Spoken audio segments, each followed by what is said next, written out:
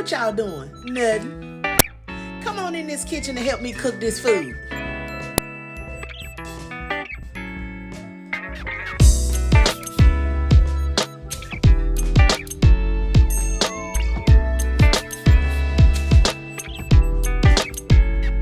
Y'all know how we do. Flavor is my love language.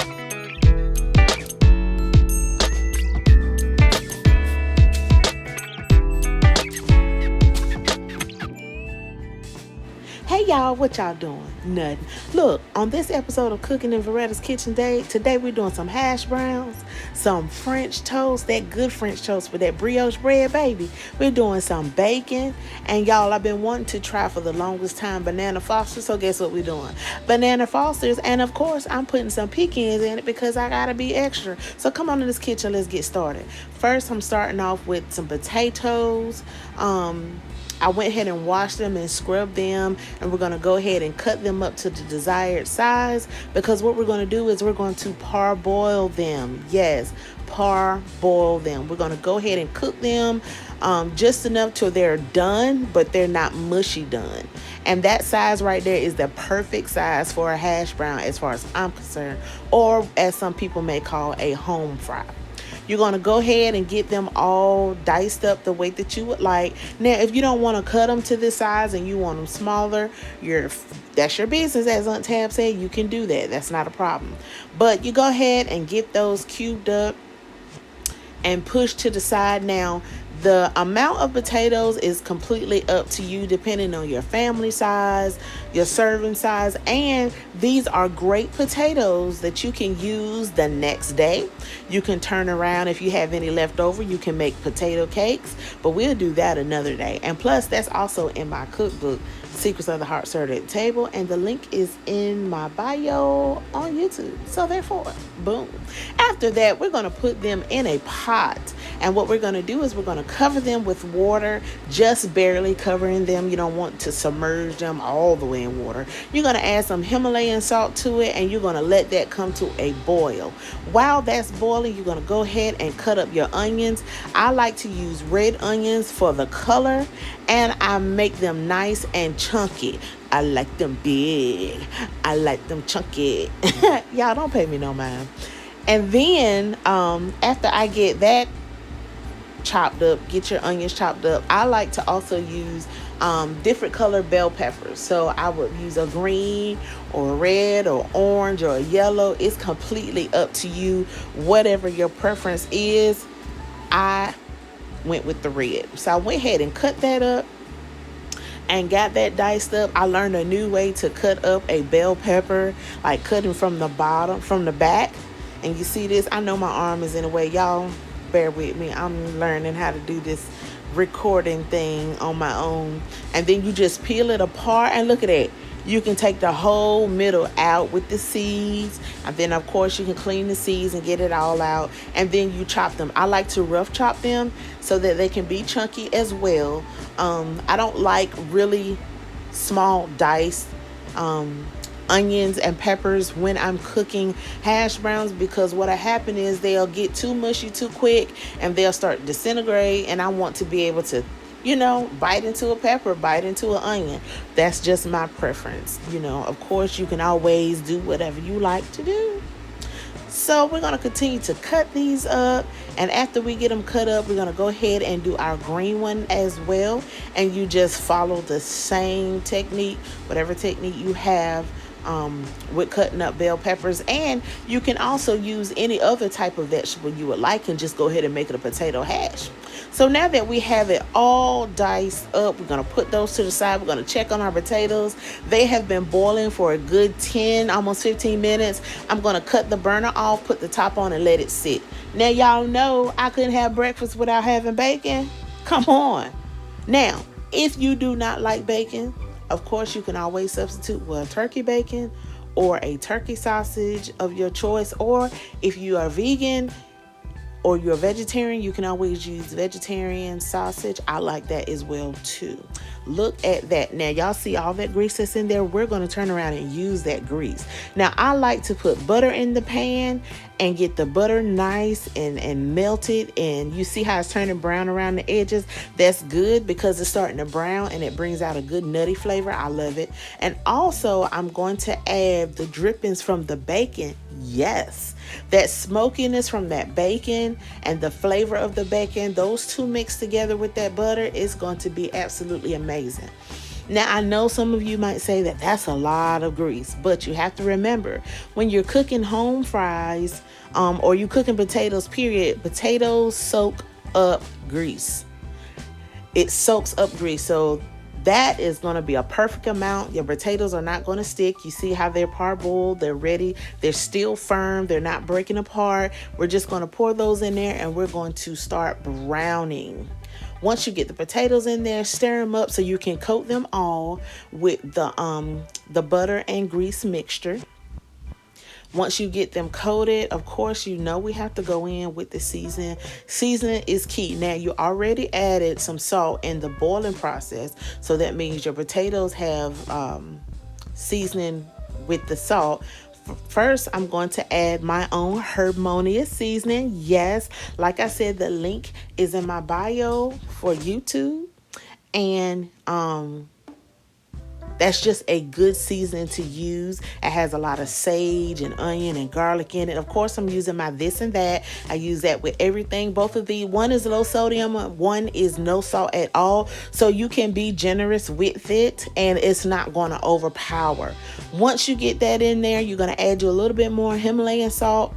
And because I like black pepper. I really like black pepper. I added extra black pepper to it. And then you're going to toss it around and you're going to coat it very, very good. Make sure the seasoning gets over all of the potatoes. Y'all, I'm telling you, that is something that is so pretty. Do you see it, honey? Because I see it, baby. That's some pretty stuff. I wish y'all could smell it. You want to smell? Look, look, look. Get your whiff. Oh, my goodness.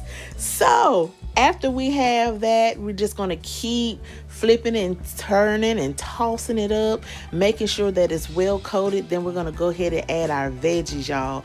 This is going to be so pretty. Look at those beautiful, vibrant colors that I'm adding to these potatoes. And then you already have enough seasoning on it that once you toss your vegetables in, it coats the veggies as well. Then you have enough oil in the pan where they're not sticking. Now, you can use a cast iron pan if you want. You don't have to. I love to because it creates an amazing crust for your potatoes. I am a cast iron pan fanatic. I'm from the South. So let's go ahead and make our mixture for our French toast. In this bowl, I have milk. I have heavy whipping cream.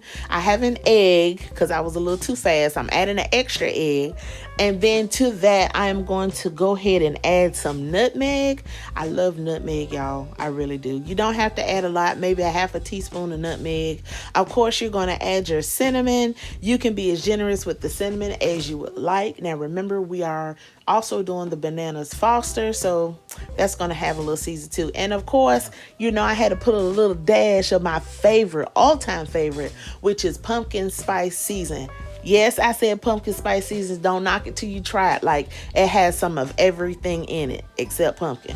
Okay, so I'm going to go ahead and whisk that up real good. Make sure that that's whisked together, that the eggs have broke up, and then all your seasons mix, and then I push it to the side.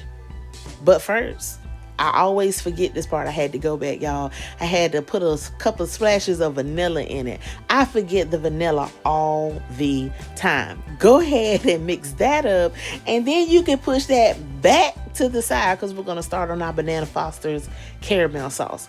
So we're going to start with a block of butter. Now, depending on how much you want to make, is how you determine how much butter. This is about a half a stick of butter I'm going to put in. I'm not making a whole bunch of French toast, but I didn't want to have a lot of caramel sauce left over. And listen, y'all, the way this stuff turned out, I'm going to put it over some ice cream later. Don't judge me. don't judge me.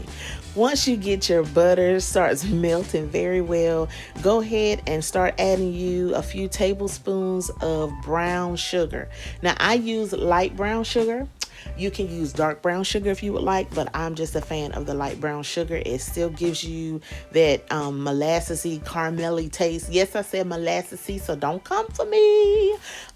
It gives you a great flavor, and with that butter mixed together, that is going to be absolutely amazing. Now, once you start to see it bubble, especially on the sides, you can start adding your bananas. Now, depending on how much you want your bananas to cook down, you can add them now or you can add them later when it becomes even more caramelly. Yep, that's a word too. I added in some nutmeg. I added in some nutmeg and I tossed it around just a little bit, and then I turned it down low because you're already at the caramel state. Then I added a couple of shots of vanilla extract. It's going to bubble up a little bit, but it's not going to be anything that's just too major. I added some pecans because I'm just a pecan lover. Now, if you really want to make this super caramelly, you can add you a dash or two of heavy whipping cream, but be very careful. Take it off the eye before you do it because it will bubble up violently. Okay, it will choose violence if you let it. Okay, so that's just a tip for you. Now we're going to push that to the side and leave that on low.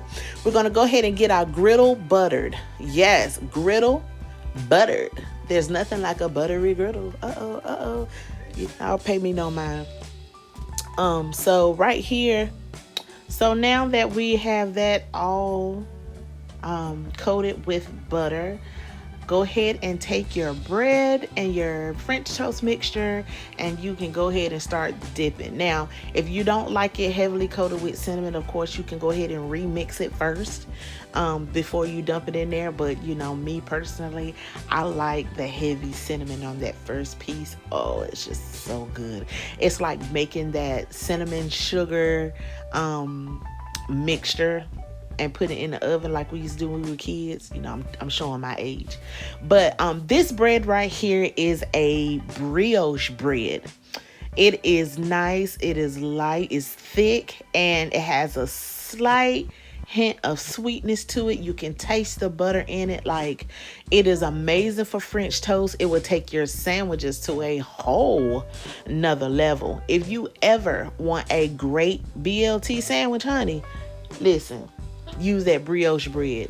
You'll never use another type of bread when it comes to making a sandwich like that. Okay, so anywho, go ahead and dunk all your French toast, place it on your griddle, and once you get it on the griddle in a position that you want, let it sit. It is imperative to let it sit so that it can cook all the way through. Don't rush the process. And when you turn it over, look how beautiful and golden brown that thing is.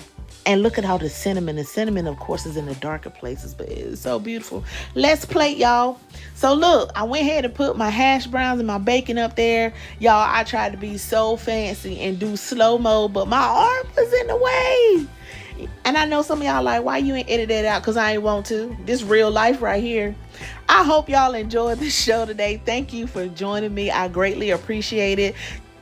I hope y'all try this recipe out. I would greatly appreciate it. Listen, and let me know, okay? The link for my seasons, this and that, and Harmonious will be in the description of this video. Y'all, flavor is my love language. Y'all know how we do. I'll talk to y'all later. Bye.